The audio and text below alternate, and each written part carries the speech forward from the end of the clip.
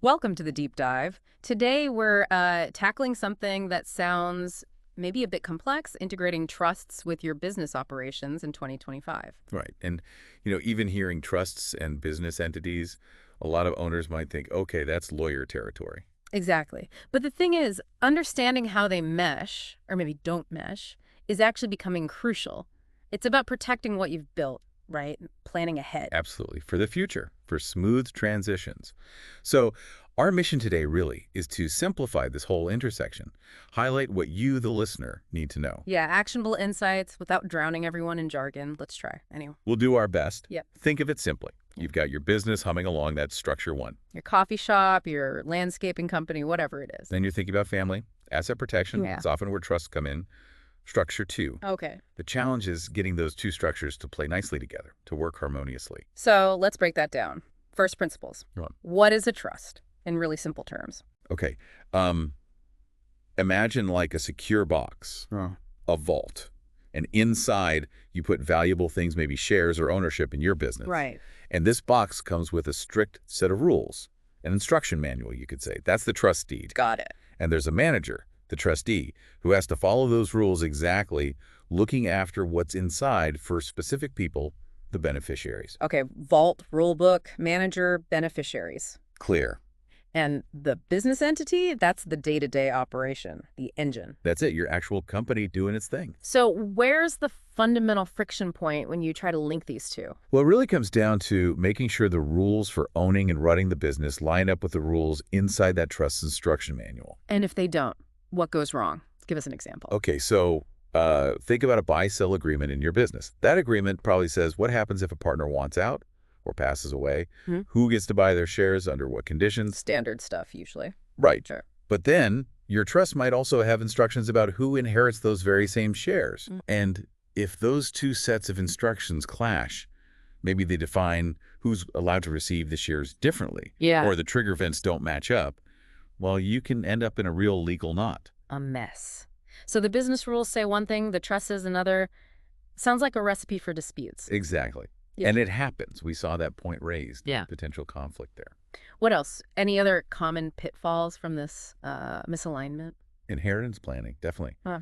If your trust dictates how business interests should pass on, but it's not perfectly synced with the actual legal structure of the business itself, the ownership transfer might just go sideways. Meaning maybe someone you didn't intend gets control, or it just becomes incredibly complicated to manage the business after you're gone. This creates headaches. Yeah, makes sense. And I remember reading something about S corporations.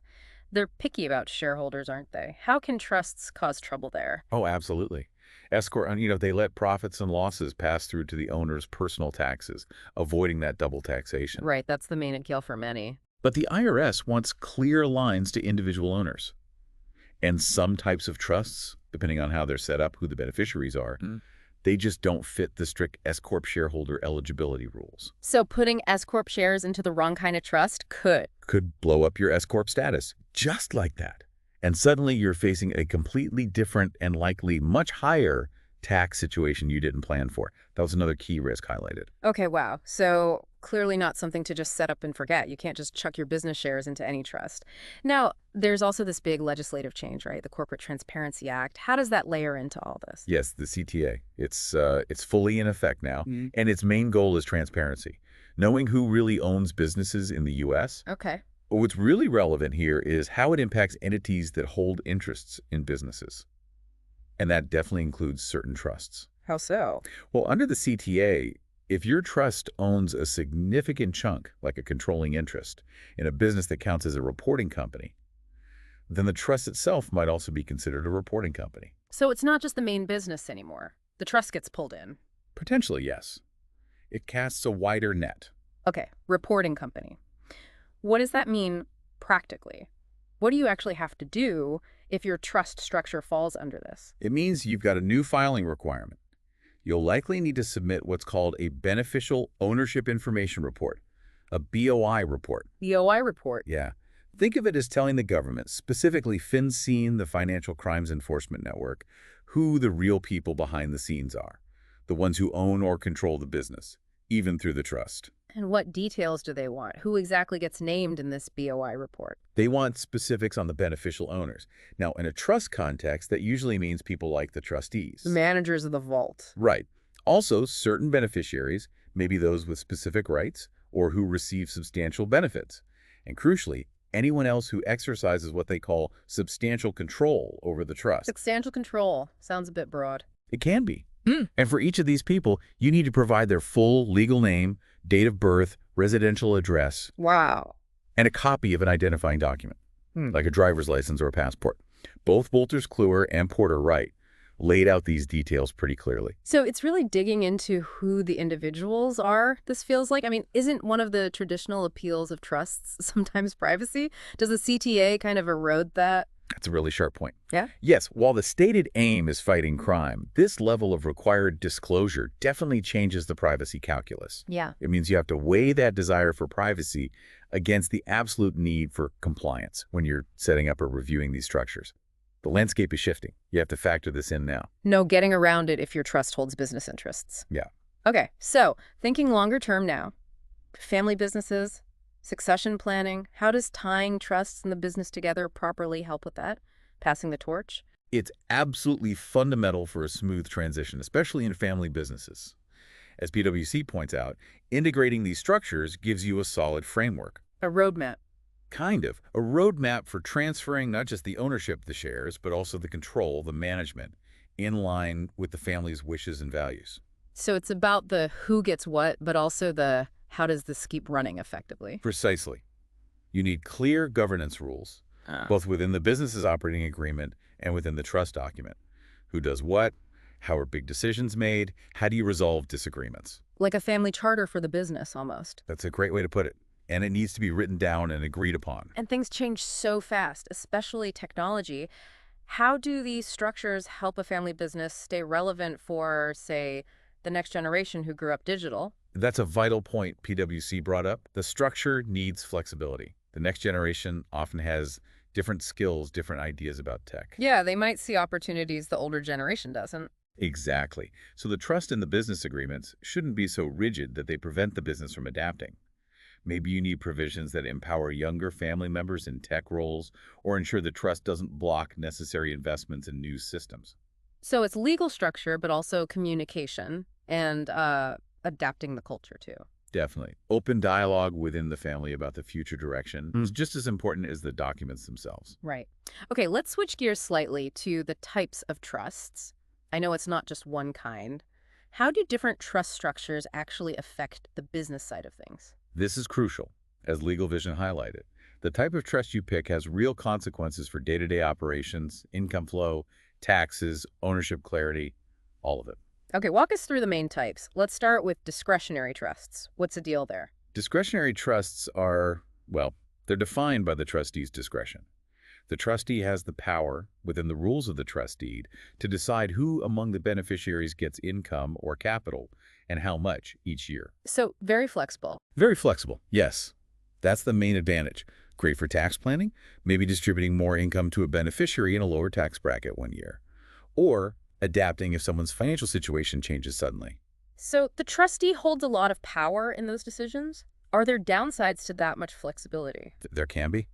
That flexibility can sometimes lead to uncertainty for beneficiaries, or even disputes if they feel the trustee isn't being fair or is playing favorites. Requires a lot of trust in the trustee, literally. Makes sense. Okay, what about the opposite end, maybe? Unit trusts. How do they work? Unit trusts are much more like a company structure. The ownership of the trust's assets is divided into fixed units. Think of them like shares. Okay. Each beneficiary holds a specific number of units, and their entitlement to income and capital is directly proportional to how many units they hold. It's much more defined. So less guesswork. You know what your slice of the pie is. What's the trade-off compared to discretionary? Exactly. Clarity is the big plus. It can make things simpler, potentially easier to transfer units later on, but you lose that flexibility. Income distribution is fixed by the unit holdings. The trustee can't easily adjust it based on changing needs or tax optimization strategies year to year. Clarity versus flexibility. Got it. And then there are hybrids. Try and get the best of both. That's the idea, yeah. Hybrid trusts try to combine elements, Maybe some beneficiaries have fixed units, giving them certainty, while the trustee still has discretion over distributing some portion of the income or distributing to another class of beneficiaries. So a mix and match approach. Pretty much. Trying to tailor it, get some flexibility where needed, but maintain some clear ownership lines elsewhere. It adds complexity, of course. So if you're a business owner listening, how do you even begin to choose discretionary, unit, hybrid? What drives that decision? It really comes back to your core goals. Is maximum flexibility in distributing income and managing tax the absolute priority? Maybe discretionary leans better. Is absolute clarity of ownership, maybe for bringing in non-family investors later or simplifying future transfers, the most critical thing? A unit trust might be cleaner. And hybrid For trying to strike a specific balance that fits unique family or business circumstances. Legal vision really emphasizes looking hard at your business goals and your family situation. There's no single right answer. It sounds like it depends entirely on the specific business, the family involved, what they want long term. Precisely. It's very situation dependent. All right, let's try and pull this all together. Key takeaways for listeners grappling with trusts and their businesses in 2025. What should they remember? Number one, absolutely. Proactive planning. Don't wing it.